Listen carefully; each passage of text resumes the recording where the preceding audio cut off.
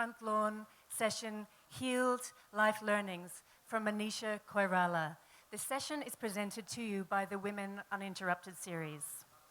Manisha Koirala is one of India's leading film actors, in addition to having twice been appointed the Goodwill Ambassador for the United Nations Population Fund. She promotes causes such as women's rights, prevention of human trafficking, and cancer awareness.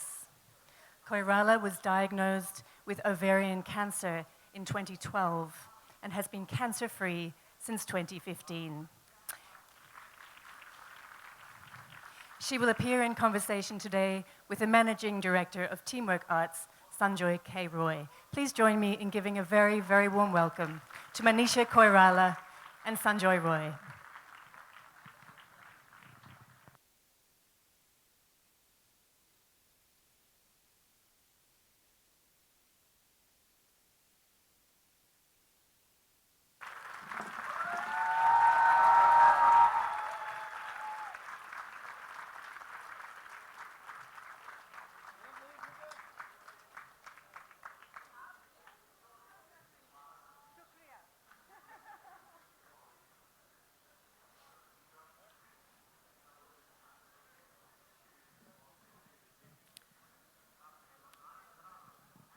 Selfie with you later after the talk. Come, Manish. Which side do you prefer? So that's Manisha's book, Healed, and I hope many of you are going to go and pick it up. It's an amazing story. When it first came to me, I was a little skeptical about reading the book, and then I started reading it, and I think in 2 days I messaged you saying, what an amazing story, what an amazing book of a survivor in so many different ways. Ladies and gentlemen, Manisha Koirala, iconic Indian film actor, Saudagar, Dil Se, 1942, a love story, and now returned with Sanju, which was such a fabulous film. Welcome, Manisha. Haven't met you for so many years. Welcome back. Thank you, Sanjoy. Thank you. Manisha, one of the most, when I opened the book, the line that really got me was, I don't want to die. That's how the book starts. Tell us a little bit about the journey and how you knew that you were not feeling well, you had a bloated stomach and you went to Nepal, you went home. Tell us a little bit how you realized that you were not well, and I'll come later to how somebody had already diagnosed that you were not well, but tell us your version. Good morning, everyone. First of all, let me say that it's great to be here, Sanjoy. Thank you for having me here. With this, I've been attending this festival, and I think it's amazing to be with such engaged audience. Thank you for having me. This book that I have written, it starts with that line, I don't want to die, because when one is diagnosed with cancer, the first thing that happens to us is the thought of death. And it's such a difficult time to comprehend, to understand. And anyways, to take you down through the pre-diagnosis part was my body was giving signs and symptoms. I was falling sick often. I was putting on weight in my stomach. My stomach was bloated, but I was thinking it's just the age. And I kept on thinking it's just the lifestyle. And so cancer was the last thing in my head. And so I kept on evading till I really could not evade anymore, till it started hurting me so bad that I had to tell my brother to take me to a hospital, take me to a machine, get me checked because there's something wrong. And then, of course, the diagnosis. And it was in Kathmandu that the doctor first said to you that they thought that it was cancer and it was in a very advanced stage. And you came back home and you crawled into bed upstairs. And share with us that emotion at that point of time. Basically, it was completely utter shocking news for me, for my parents, for my family. And that whole night was, I feel that was the longest night. That was the loneliest night. Because one really can't comprehend with late stage cancer diagnosis what to think, how to be. And so it was excruciatingly lonely and fearful. And yet there was a sense of hope because you all decided to fly to Bombay to the very famous ovarian cancer specialist in Jaslok. And even on the flight, while you were being very quiet, and when you landed in Bombay, a city that has always loved you, a city that you've always loved in so many ways, there was still that sense of hope that maybe it's the wrong diagnosis. Yes, I think when you're diagnosed with such a thing, we always have a little hope thinking that maybe it's a wrong diagnosis. And when my doctors in Kathmandu told me to go to Mumbai or some other place, we decided to go to Mumbai. And when I got an appointment with Dr. Advani, who is an oncologist, I really had a hope that, let it be a wrong diagnosis, let it be a wrong diagnosis. So the whole journey from Kathmandu to Mumbai, which I've done like 1,000 and zillion times, but that again was really a different journey. And the plane ride was Kathmandu to Mumbai is 2 hours, but it felt like a lifetime. And I was also very conscious because I felt that everybody was staring at me, everybody was looking at me. They got to know that I had cancer. So lots of uncomfortable thoughts and feelings was coming besides the fact of cancer. And then I came to Mumbai, and then we reached directly to Jaslok Hospital, and I waited for a couple of hours for Dr. Saab to come. And then when he asked for a second set of CT scans, I just had a flint of hope that it was, or maybe he thinks the reports are not correct and it could be wrong diagnosis. And so, for a period, Mom and me both were hoping that it was a misdiagnosis. Talking about hope, many, many years before that, you had first come to Bombay with the hope. And what made you want to come to Bombay and join films? It was many years back, but my journey into movies was an accidental one. My mama, who had taken my photograph in Kathmandu, he asked me to do an ad film, and that became a popular. And I just fleetingly, because I thought it was a good money, I was being offered 50,000 rupees for a Nepali film. So, so I did that movie, and while acting in that movie, it came to me, I love being in front of camera. I love this whole process of playing a character, so why don't I do it in Mumbai, in a film, in a proper film industry? So the thought happened during that time. And I kind of emotionally blackmailed my mom to bring me to Mumbai and spend, like, as a birthday gift, and spend a week there. And But, you come from such an incredible political family. Generations of the Koiralas have been in power in some way or the other. Was there any sort of hesitation from the family that there you are going off into the world of film, which is so different from the world of politics, or like many of your cousins, etc., where you married into other royal families, perhaps in India, etc. So was there a lot of protest when you? unfortunately, during those days, the whole perception of film industry was as if it's a bad world, and girls from good gharanas and good families don't get into this film industry. But that's so untrue. Honestly, I have to speak and defend my industry because I feel the world, by and large, either is good or bad.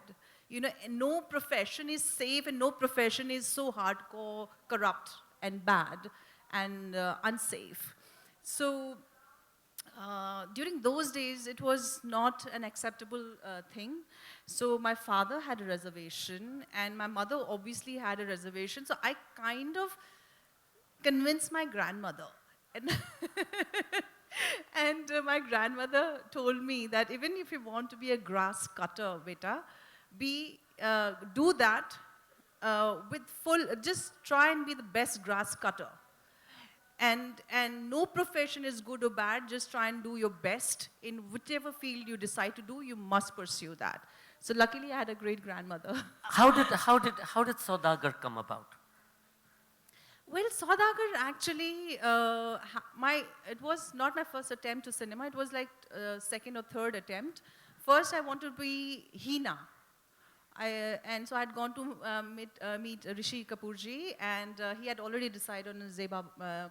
And he had offered me Ashwini Bhaveji's role, which I said, I don't want to do a second lead. So I refused. And then it was Boni Kapoorji's movie, which eventually Tabu did, called Prem. And so that also didn't materialize. Then 2-3 months had passed. I was shuffling between Mumbai and Delhi. And that time, one of my family, my mom's very good friend called Meena Iyer, she is a film journalist. So Meena said, Manisha, Subhash Ghai is looking for a fresh face. Do you want to meet him? And we all said, yeah, okay, great. So we went to meet Subhashji. We came to Mumbai again. And in the first meeting itself, Subhashji had told me something very encouraging.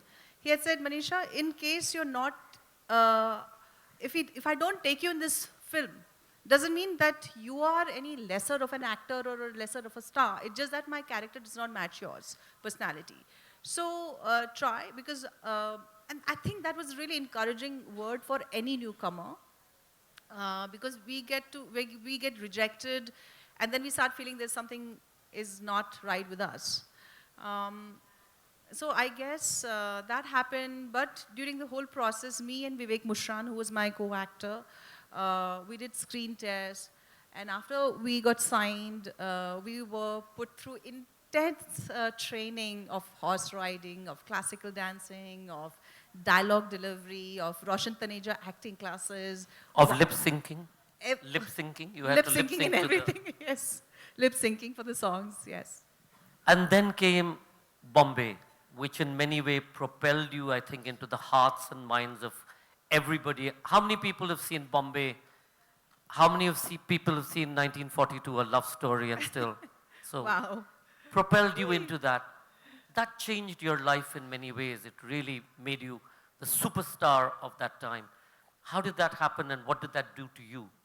Well, both have a different but very interesting stories. When Bombay happened to me, it was a role of a mother, and I was very apprehensive playing that part. And because there's some unsaid rules that once you play a mother's role, you'll be tagged as a mother. So Manisha, don't do it. You're just in your early 20s and you'll be tagged as a mother.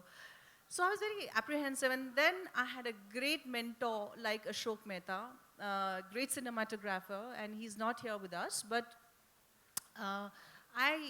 he fired me, and he got angry with me, and he said, you don't know what you're missing out. Your Mani Ratnam, sir, has just offered you a film. He used to call me like, you're very silly. And so I got good firing from him. I decided to go. Mom and me, we decided to go to Chennai, and we again did a screen test and photo shoot, and that movie happened.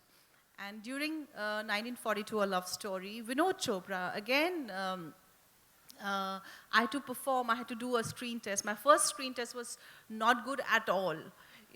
So he had told me, Manisha, you're not, you're rejected.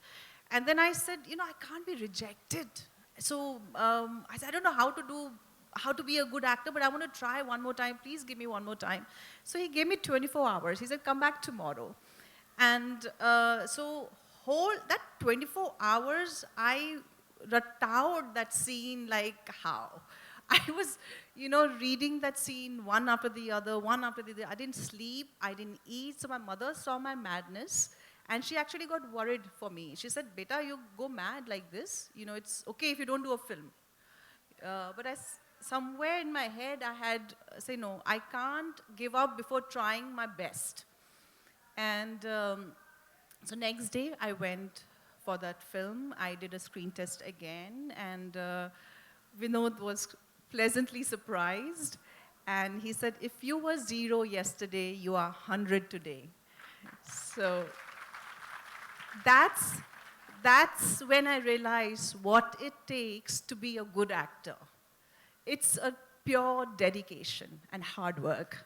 You are 0 today. The sense of abandonment had always stayed with you. Primarily, your mother, you felt, had abandoned you when you were very young, and you stayed on with your grandmother. Tell us a little bit about that period. Yeah, I was very young, I think 3 or 4-year-old, when, see my political, should I talk a little bit of my background? Okay, so I come from a political family and a freedom fighter. My grandfather is the one who actually started a democratic movement in Nepal. And so we were politically exiled, and most of their lives, our lives, have lived in Banaras. And where they have a wonderful Haveli right on the banks of the Ganga. I don't have an Haveli. We don't have an Haveli. But the royal, okay, that's the royal family. That's a royal family. We were freedom fighters. There's a world of difference. So not me, but my family was. And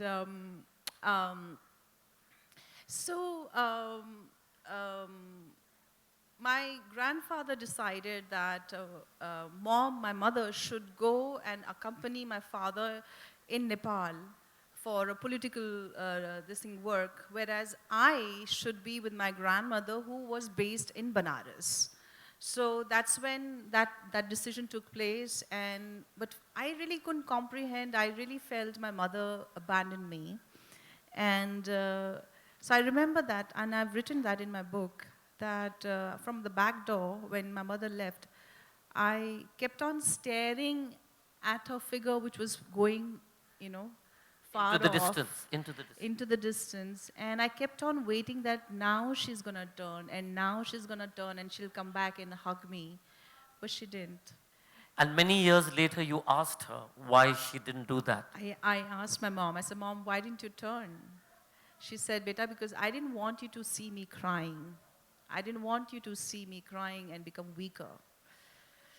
So that was, but that feeling of being abandoned was there constantly, which was, in my growing up years. I'm going to go back to your story of Healed. There you were in Bombay, waiting for the doctor to come back, and the first person you actually see, you look at your father's face in the evening when the doctor comes to you, and you realize that, in fact, the original diagnosis was correct. What happened? As an actor, we know how the body language functions. We can fairly read the face if one is not too clever in hiding. But during cancer diagnosis, I became very, very, very observant of people's gestures, body languages, and facial expression, out of fear that they might be hiding something, and they're being pleasant with me and nice to me in my face, but there must be something really serious. So I used to look at people's faces and look at their eyes constantly to see what the truth is. And I remember Dr. Advani, because I was waiting at my room in Just Look Hospital, and when I heard Dr. Advani's, he's in a wheelchair, coming in, so I ran towards my door, and I kept on seeing him from a distance coming towards me, and I could see from his face that it was a bad news. I knew that it was a bad news. And so anyways, then few other doctors came. I was in the bed lying, and I kept on asking, what next? What do I do now? What is the plan of action? How do we deal with this situation? And so on and so forth, the conversation went. You've always been very close to your family, and your brother in many ways then took over and became, you had been in many ways, because of your stars situation, you had been the person in control. And this was the first time that perhaps your brother took over and started creating all of these arrangements to take you to New York. Yeah. You know, because I'm the eldest sister, so I always thought my younger brother is a brat. So Which he was. Not that he wasn't. He was. I hope my brother doesn't get upset, but yeah, I mean, that's what I thought. For the first time, I saw that how responsible he was. And he really took over everything and started managing people, situation, all the logistics, and with such calmness and such maturity. So I was in awe of my brother, and I'm so grateful for him, you know, standing up at that moment and giving a huge support to all of us. The decision to go to New York was taken when and why? Because Advani, Advani had sort of told you that this is the course of treatment, but why did you all then decide that no, let's go to New York for the rest of the treatment? Yeah, that's a crucial thing because it was a late stage cancer. I also realized that my cancer had intertwined with my organs inside. So the operation itself will be very complicated. So it's like a do or die situation. And I could be dead, basically. So in my head, I said, okay, if I have to die, do I want to give little extra effort and see where I can find, you know? So I started asking, is there a good ovarian cancer surgeon in the world? So there were two names that came, and both were from New York. And one was in Cornell Hospital, Dr. Caputo's name. One was Dr. Chi from Sloan Kettering. And I also remember a lot of people, my grandfather also who had cancer was treated in Sloan. And some other people also had gone to Sloan, Sloan being the, so one of the best cancer institute. So that's when we said, okay, fine, how do we get appointment with these doctors? And that whole search began. It so happened that my mother's childhood friend from Banaras are doctors in New York and in Cornell Hospital. So Mukul auntie, she's a Bengali, but she's a doctor in Cornell Hospital. She started arranging Dr. Caputo and all that. So somehow we took a lead from there and landed up in New York. And ultimately we decided on Dr. Chi because the reviews about his surgery was slightly better, so we kind of... How many of you in the audience have a member of their family or friends who've had cancer, and how many of you are cancer survivors? So that's a fairly enormous number. One of the biggest issues, as we know, with the treatment of cancer is also resources. And how do you be able to pay that kind of thing? You went through, you had to do a lot of strategy in being able to do that. Can you share some of that so that people understand what it takes? Basically, I feel any serious diseases or illness, the patient needs to be educated. I feel one should really look out and hunt out who's the best doctor in this area. Because not all doctors are expert in everything. And one needs to be educated, one needs to know, okay, then get treated from that doctor, try and get the access to that doctor, or if not first, go to the second best or to the third best, but just take ownership of your health in the sense that you drive, don't become a victim and don't become like somebody else. You know, normally that's what happens is either family members or friends or somebody else take decisions. I feel we need to take decisions for ourselves and we need to drive the process of becoming all right. So choosing a right doctor, following the doctor's advice to the T, and that's what I did. You know, that time I did not mingle ki ye bhi kar lo, wo bhi kar lo. I did not. But I knew in my head that once a good doctor has done his bit, then it becomes my responsibility how to revive my health back. What do I do? Then I started researching a lot. I started understanding naturopathy. I started understanding what is good health and how does emotional health impacts our physical health. So many things I started understanding, and then I took a call of, okay, I'm going to be on a good lifestyle change, a lifestyle that is conducive for maintaining a healthy life, a healthy body, you know, and it's a whole lot of journey. It's a great journey to understand your health and your well-being, and I got totally hooked into it. Um, I'm going That's to how. come back to her as a fighter, but I'll come back to that. Lifestyle change. The last time that I was with Manisha, we were in Cannes, and Manisha and my common friend Surina and H.S. Narula called me and said, you know, Manisha's here. Can you get her to walk the red carpet at the Palais at the Cannes Festival? And I said, sure, I'll sort it out because long hair, I get to sit on some of these boards, so then you have influence. So I get a time for us to walk. It was 5:30 in the evening, and it's not easy because in Cannes, every second is programmed.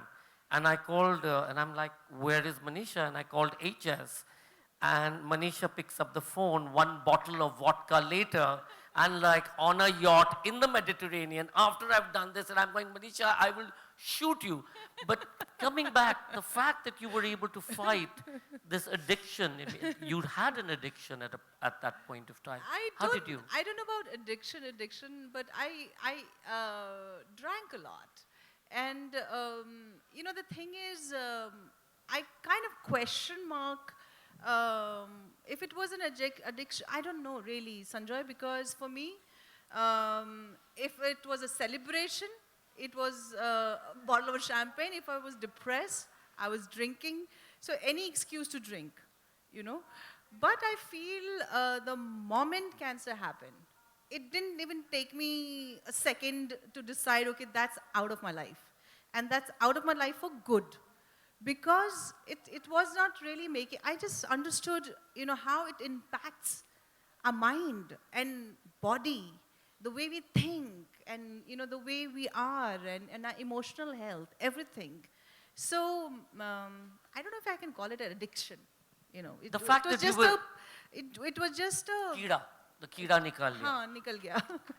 The fact that you were able to take control of your life, and some of I had an occasion to speak to some people in Sloan Kettering, and one of them said to me, sure, the operation helped, but what really worked was the fact that Manisha fought with every cell and every ounce of her being, and at every point of time she was fully informed about the progress of her disease.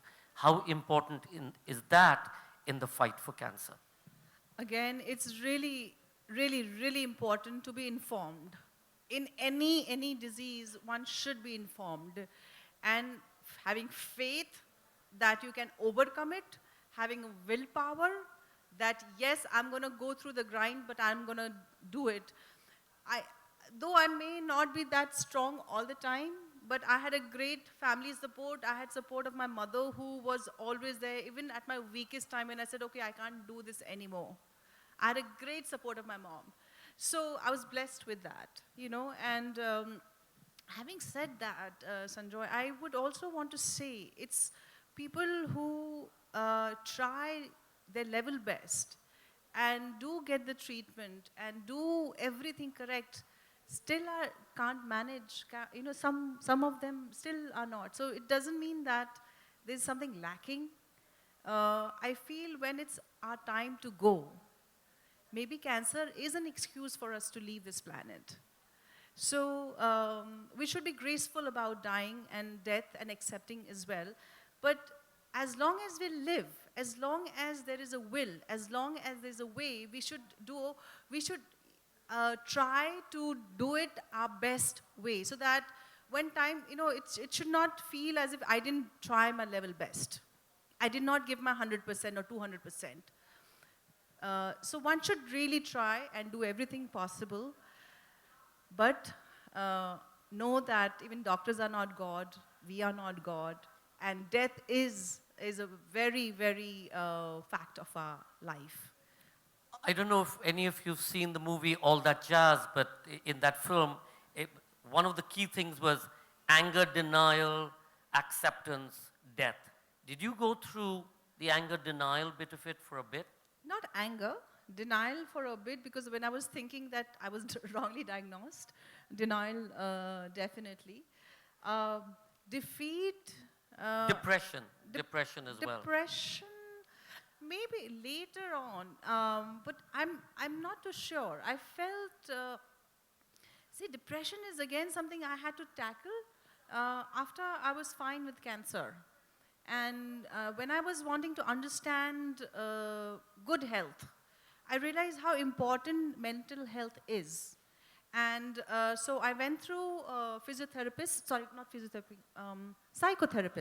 psychotherapist, and that's when I educated myself and I got to know all your childhood anxieties, the resentments, the hurt, the disappointments, how it's important to, just not let that affect you, not let that rule you in your conscious, unconscious body. So that I had to deal with professionals. I think, is Michael Menezes in the audience by any chance? Michael Menezes, are you somewhere here? You'd love this question. So, some time before your diagnosis, you had these two ladies who came to scan your body. Yeah. Tell us about. Yeah, that's very interesting. Aboriginals. I think that was a time I got diagnosed in late September, November. And this was during June, July, like 5-6 months. Of the same year, but Same year, 6 months before. 6 months before. And I used to feel tired and sick, like I would have cold and cough, which just go on for weeks and weeks, but it'll not get okay. My body used to get tired. My stomach was bloating. Something was wrong constantly. So I had gone to this healer. My friend had hosted them. And this lady, one old big lady, she was scanning my mom, and one younger one who was her student was dealing and scanning my body. And she scanned from head to, and she stopped on top of my ovaries, and she said, your ovaries are red hot. And I was like, what does that mean? And she said, you're very angry with ovaries. I said, okay, I don't understand this. So she got a little ruffled and muffled, and she called the teacher, the more experienced lady, and she also scanned my body, and she said, yes, your ovaries are red hot. And I said, what do I do? So she said, you're very angry with your ovaries. Try and send loving energy to your ovaries. Now, this is the strangest thing I've ever heard. How do I send loving energy to the ovaries? And why would I be even angry with my ovaries? So I really didn't understand, the importance. Anyways, we came back home, we forgot about it. I just suddenly remembered them once I was diagnosed. And once I was in New York and I had enough time to comprehend that I had cancer, I had ovarian cancer. That's when I remembered them, and I started, desperately trying to get in touch with them to understand now what do I do next, what do I do now. And I finally tracked them, traced them, and they responded, now it's too late, we really can't. We can send you prayers, we can send you healing energy. They were back in New Zealand, and they said, we can just send you, you are in the best place with the doctors, you please do what you have to do. You're now in New York. You've had many people come and stand by you, including Subrata Roy, who's much reviled right now. Tell us. Yeah, basically, had actually, that time, because the whole group was coming to New York, and New York was a place that I've visited as a celebrity, as a star, as a student, because I studied in NYU. But you're younger, you're confident, there are a lot of people who want to host you, a lot of people want to welcome you, there's connection, everything. But here as a patient, I wasn't sure who's going to welcome me. I wasn't sure if anybody wanted a sick person in their family or in their house, or if anybody will come forward to help me. So I was very, very reluctant, very, very hesitant, whom to contact, whom not to contact. And I had heard that Sir has a Plaza Hotel. So a friend of mine suggested, Manisha, you know him, why don't you call him? So with a lot of reluctance, with a lot of hesitation, I called him. You know, it so happened that he got to know that I had cancer. He said, Manisha, you can please, go and stay there if you needed. And I have few people who will assist you through the process because there's a lot of medical process that you have to go through in a strange country. So that happened, and I'm really, truly, me and my family are truly grateful for that, his support. And the people who came really helped us, from small little thing of the paperwork, getting a SIM card in a strange country, small, small thing, but it helps. But you also had a very solid support system, and you found some of your, your true friends, your true family come and stand by you. And how important is that in a process of healing, of being able to fight any kind of disease or being in a difficult time? Something strange happened to me during this process. People that I expected I thought would come and be by my side, didn't come. But strange people whom I've never met before, people I'd least expected from, actually came forward and helped and were there by my side. So there were this couple I want to talk about, and there was another person, Dr. Narayan Naidu. He's in LA, but he would fly down. I had got introduced to him through one of my healers, and he would fly down from LA to New York and spend entire day or 2 days and explaining to me some various stuff, just giving me company. But his conversation was really insightful. And then there was this doctor couple, Dr. Narula and his wife, Zina ji. And during my chemotherapy time, sometimes I used to be hospitalized because I would get infection. And so she would come spend entire Sunday with me, and she is a busy doctor. So I was very surprised because she didn't know me before. So I asked her, I said, Zina ji, why are you doing this? You're coming and spending your Sundays with me, knowing fully well that you have kids. You are fully working all the time. You're a doctor in Manhattan, and you have other obligation, but you're here with me. Why are you doing this? And she said, Manisha ji, with the hope that you will do this to somebody else.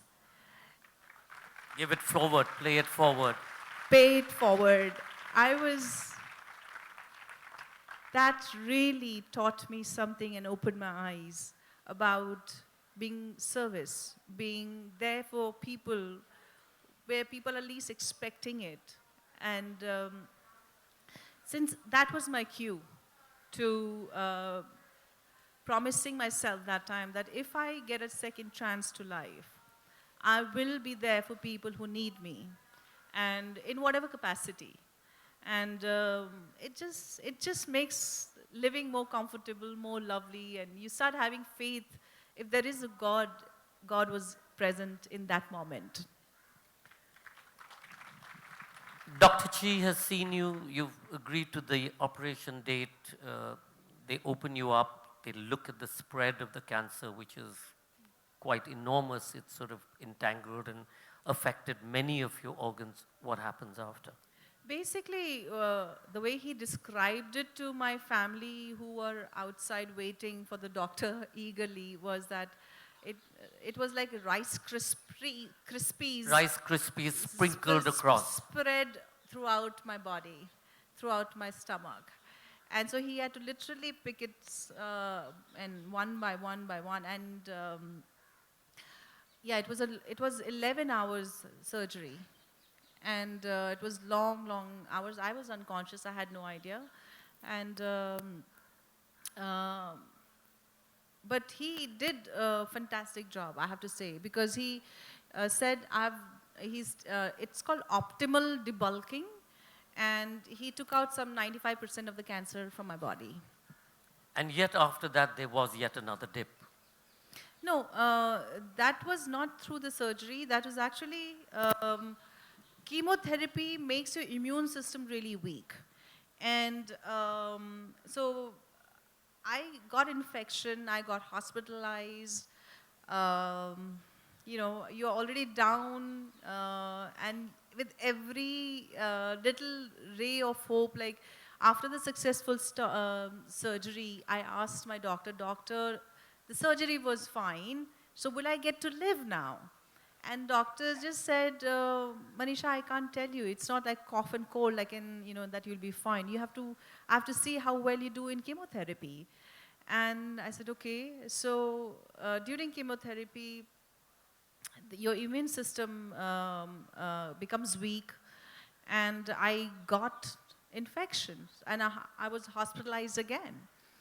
And I remember Dr. Chi, in his rounds of seeing other patients at the hospital, he saw me. He said, "What are you doing here?" And I said, "Doc, I got an infection." He said, "Just be very, very careful because you cannot miss any chemo. It was a last stage cancer plus an aggressive form of cancer.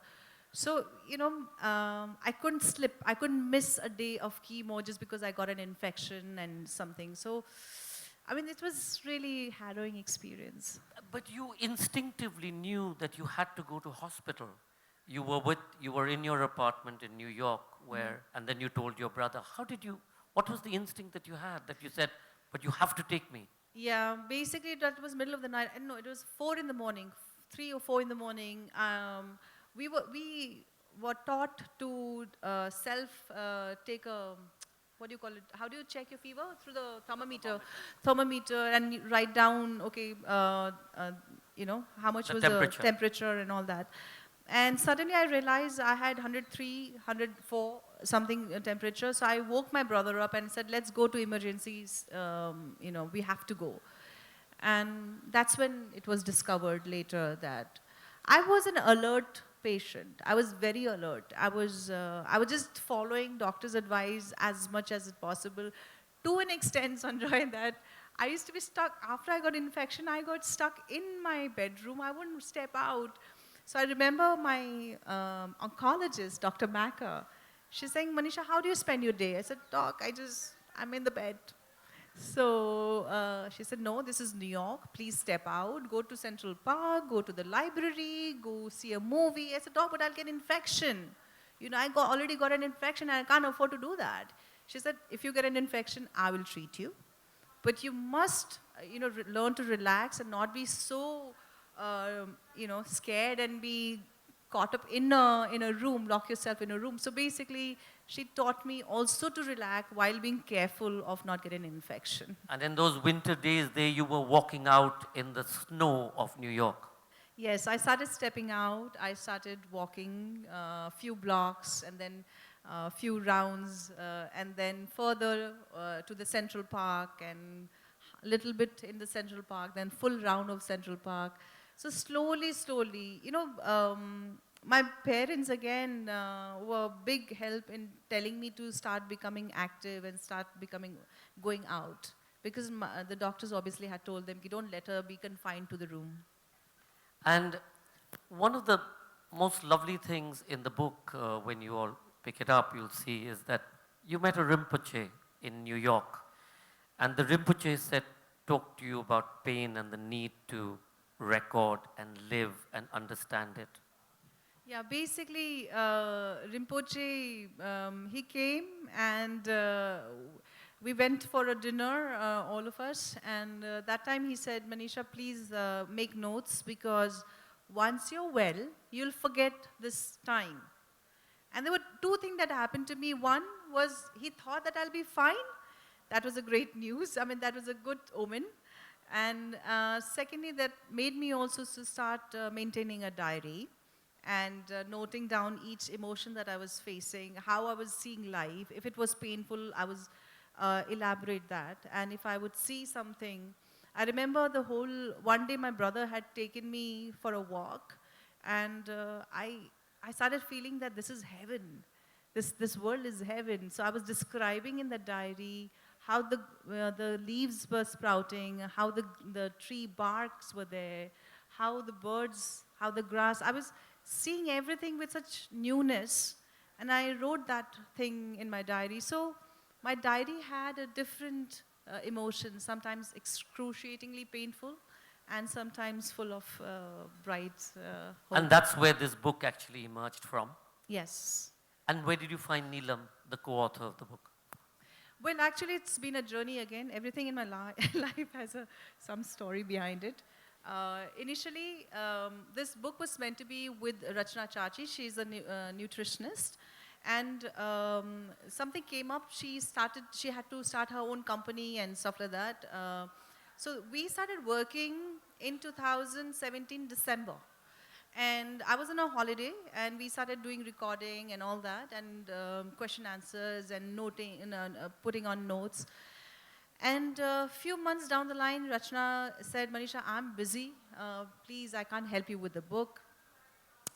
I got jitters. I said, okay. Then there's another friend of mine. She had flown down from LA, all the way from LA to Mumbai for a holiday, and Simi Singh Juneja. And so she and I started working, and she actually helped me. What used to happen initially was I would evade sitting in the pain. I would talk about and write about everything else, but I was not able to, process Process the the pain. painful part, the scary part. So she actually taught me how to make a safe circle around me and just be comfortable to express them. So this whole thing she taught me, and eventually she and me also fell out because she had to go back. She had some personal issues. And then at around August, Neelam Kumar came in. And Neelam and I have been in talks before. She wanted to write. I had written forward for her book, and she wanted to write biography, which I was not ready for. So a thought of Neelam Kumar came to me, and I contacted her. I said, Neelam, would you help me, do this book? It's already been done, but I still need some support. I'm a actor, and I was attempting to be a writer. So she came on board in August, and within 2 months of time, I think August, September, and a little bit of October, we finished the book. It's a beautiful book, and I'm going to open it up to the audience in a second. But before that, you're back in cinema. Sanju has been released. It's been a huge success. What are the plans? My plans actually are quite a few. First is to of course, meet my readers, talk about my book, and get to know my readers. And my other thing is I'll forever be an actor, and I love cinema. I love being in front of camera, and so I have a couple of scripts, not signed yet, but once I go back in February, I'm going to be working on that for this. I have a new release, which is called Prasthanam with Sanjay Dutt. That's going to be releasing this year. And something that I'm really training almost every day is I'm going for a trek to Everest Base Camp. I've taken that as a challenge with my age and my health condition. I thought if I train enough, thank you for the love. If I train enough, I can do it. And it's very interesting because my school friends from Army Public School, one is a big designer in Delhi, one is in Canada, and me, 3 of us are coming together after 30 years. And so bonding and doing this trek together and talking about our lives, how our lives have eventually turned around. And probably that's going to be a book also. And where is your co-family? Where's your brother and parents? I was hoping that actually he would be here today because he played such an important role in your healing process. I and know, your I mother. really miss them. I wish they were here, my parents and my brother. My brother is on a holiday with his wife and his daughter, and he'll be going to Nepal after that. And my parents are in Mumbai, waiting for me. I have to tell them in each and everything in detail what happened in Jaipur.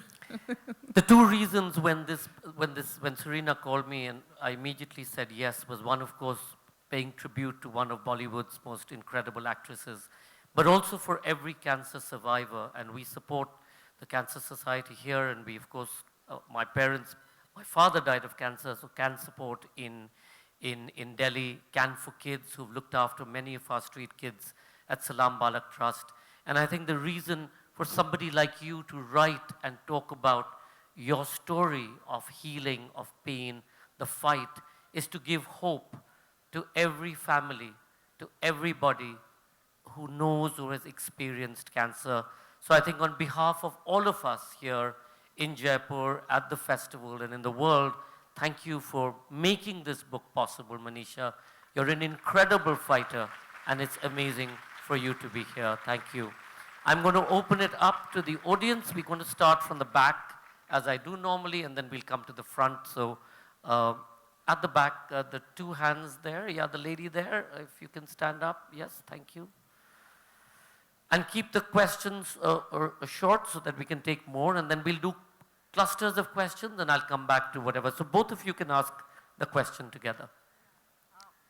Go ahead and introduce yourself. Yeah, I'm Preetu. Just want to know how you have evolved as a person, and there's one thing in you that is strange throughout the whole journey. Say that again, we didn't hear Yeah, you. please repeat the question. And a little loudly, please. Yeah, sorry. I'm Preetu. Want to know Ritu? I want to know what has evolved in you as a person, and one thing that has changed you as a person throughout the whole journey. Okay, so hold that. How have you evolved as a person, and one thing that's changed? The next lady who was there, yeah? I think that was the other lady, sorry.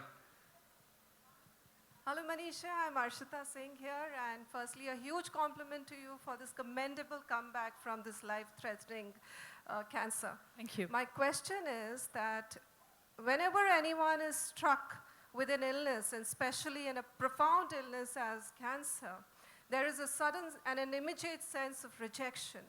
What is it that one must remember so that instead of rejecting, one is accepting it and ready to deal with it, holding it by the horns? Thank Please you. tell us. So those three questions. Right.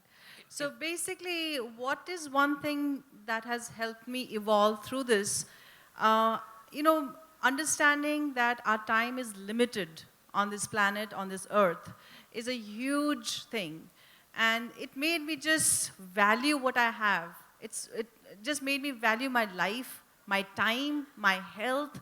So I became more grateful to what I have and started paying, attention and honoring it more rather than being callous. So I evolved like that. It's all there in the book, by the way. And what was the second question? What has changed you? Anything changed you? Yeah. And what's the difference? Lot has changed. It's a 1 hour conversation I can do, but I'll say that I realize that we are all interconnected.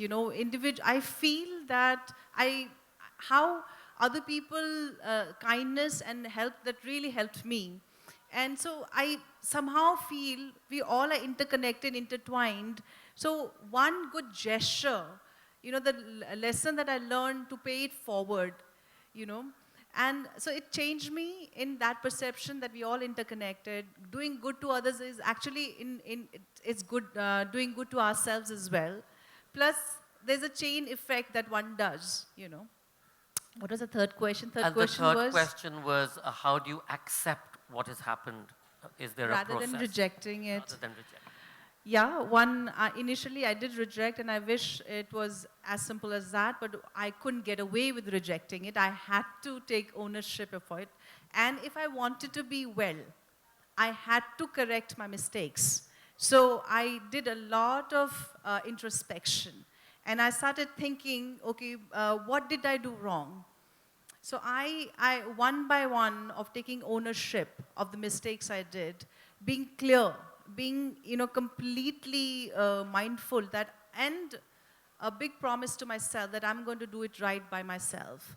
So all that intermingled, decision, discipline, understanding, all that happened. Amazing. On the left, the gentleman, if you can stand up with the glasses, just stand, big please. one.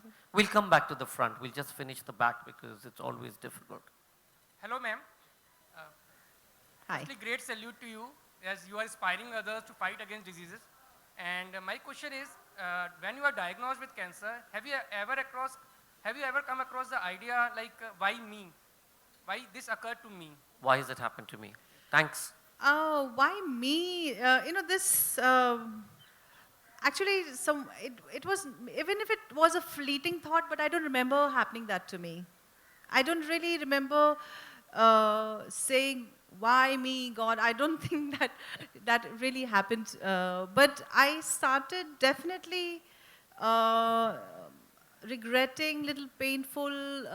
There was time of trying to understand how it happened, how it could have happened, all that.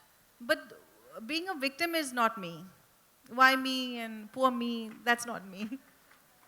This side, right in front, the gentleman with this thing, and can you come up front? Or maybe give it to the lady first, right there, and then we'll come up front. Hi, I'll Manisha. come to you all in a And minute. I'm also Manisha Kamar. Nice to meet you, Manisha. Same here. Anita Moorjani, in her book Dying to Be Me, she's also a cancer survivor. She Incredible mentioned- story. What a story. Yeah, exactly. She mentioned that while living life as expected by others and not the original self, somehow she feels she manifested that disease in her. Do you have the same feelings? Absolutely. Thoughts? Absolutely. It's, again, it's living, this is our life, and taking ownership of your life and making it correct. Rather than following other people's ideals and ideas of how you should be living your life, you need to dig deep. You need to really find what really makes you happy. What really makes you, okay, I'm going to go there and prove it. And you know that you're inspired and you want to perform well, you want to do right. So you need to find your passion. You need to find what is it that will make you tick. And so finding that and living that actually is in alignment with your truth, rather than all the time fitting somebody else's ideals and somebody else's dreams. And you know, as much as other people love us, whether it's our parents, whether it's our spouses, whether it's somebody else, whatever, it's we who have to find our truth, and we have to live with that, and this is our life. So it starts from here. I really believe in that, and it's incredible book and incredible story of. I think she needs to write a story, a really good self-help book with all of this philosophy, because it's great stuff. Hi, Manisha. I'm here. Hi. Hi. I'm Dr. Prasad Dandekar. I'm an oncologist based in Mumbai. And thank you very much for what you're doing. Now, you mentioned about information is very important and people need to be aware. I work a lot in the arena of spreading awareness about cancer, but I feel an incredible resistance to getting awareness. And my understanding is it comes from the stigma that is associated with cancer. So what is your opinion on this, and have you ever felt that?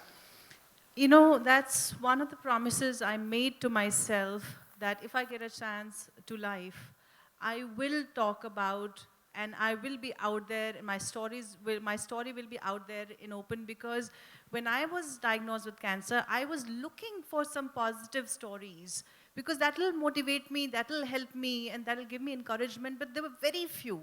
Very, very, very few. I remember Yuvraj Singh ji's, and I remember Lisa ji's. So that really helped me. So I said, I'm going to follow their path, and I'm going to talk about my illness, and so now I always whenever I get an opportunity, I always go around and say that cancer is not a death sentence. There is a life beyond cancer. And I would dare say this, that it may be a better life than before. So. Hello yes Manisha ji. जी आपका जयपुर में गुलाबी नगर में बहुत स्वागत है आपका जी धन्यवाद। मैं आपसे एक दिल का ही क्वेश्चन था आपकी जी। मूवी भी थी दिल से जी कि परेशानी में आदमी बिखर जाता है जी और कोई निखर जाता है आप निखरे हुए लग रहे हैं और इस फेस्टिवल में जो आए हैं यहाँ निखरे लोग ही आ पाते हैं नहीं तो नहीं आ पाते यहाँ तक नहीं पहुँच पाते तो आप क्या दिल से संदेश देना चाहेंगे जिससे कि आज के लोग आज की जो परेशानी से उभर कर अपने जीवन में आपसे कुछ सीख ले आप प्लीज कुछ बोलते हैं। देखिए मैं सिखाने से बहुत डरती हूँ क्योंकि लेकिन मैं अपने लाइफ के एग्जाम्पल दे सकती हूँ। मुझे लगता है कि कोई भी परेशानी जब आती है तो उससे डर जाना, उससे बिखरना स्वाभाविक है। मैं ये नहीं कहूँगी कि आप डरे मत, आप बौखलाएं नहीं, वो तो नेचुरल है, तो वो होना ही है। बट लेकिन हमारे पास एक चॉइस रहता है कि हम उसको एक चैलेंज के रूप में देखेंगे या उसको अपने आप से बड़ा देखेंगे. तो ये हमारा देखने का रवैया, if we can how do I call it, perception of the problem, अगर हम उसको change कर दें कि this is a challenge I need to overcome, there is a problem, there is a situation, लेकिन मैं इससे उभर के आ सकती हूँ.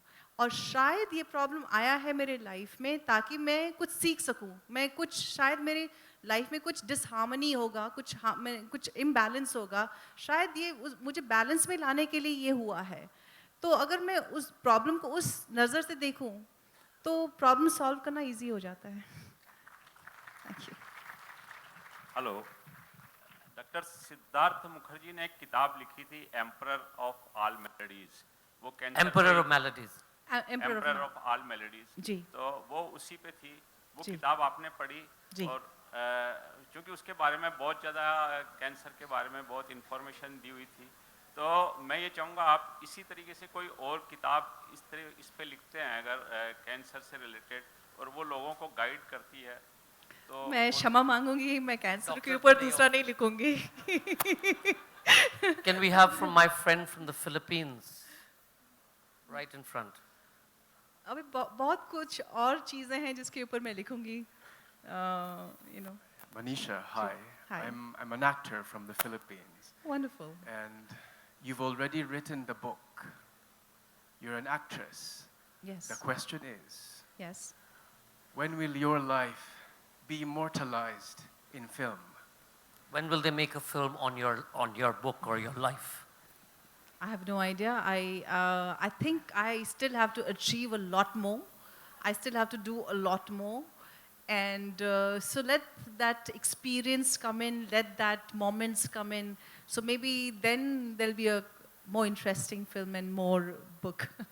Thank you for the question. Let me just add, she's not aware of this, but there's some people, filmmakers, who have asked if they can option the book as a film, and I'll take that forward at some point of time.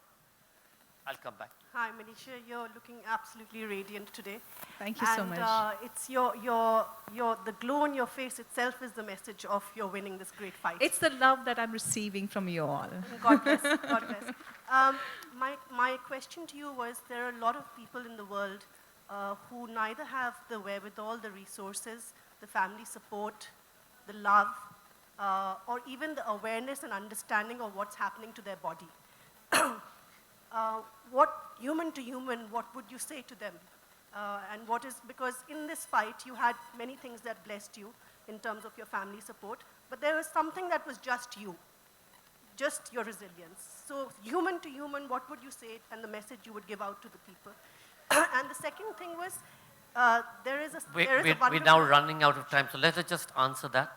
Basically, you know, first of all, we have to accept the fact that we are human beings. And it's both limiting at times, and at times, on the other aspect, we are also limitless.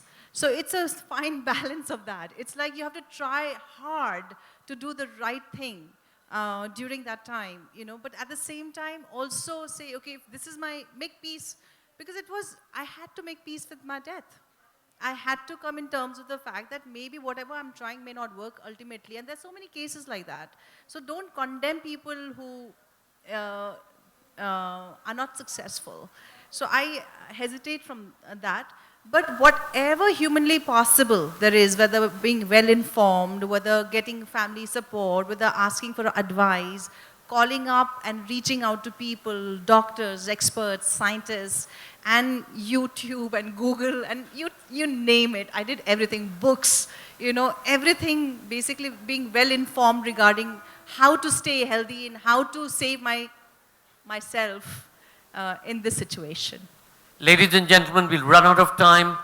Please join me in greeting Manisha Koirala, survivor, incredible fighter, modern actress, and best wishes for your trek up to the Everest.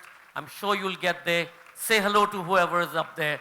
Thank you so much for coming out. Come for a photograph. Thank you, guys. Thank you so much.